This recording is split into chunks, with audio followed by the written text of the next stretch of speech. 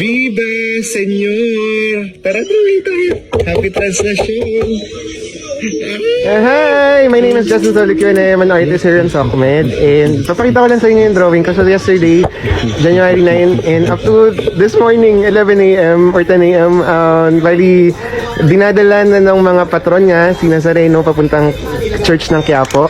And makiisa lang tayo. This is my drawing or a version of a drawing that is heavily inspired by the translation. Actually, this drawing is of Darren Espanto, but binago natin ng konti dahil may simbolo ang Nazareno at ang pagkaka-adapt niya sa Pilipinas. At ito yung kinakwento ng pilgrimage ng pagpunta ng Quiapo mula sa Quirino Grandstand hanggang sa church ng Quiapo. Napakagandang istorya nito.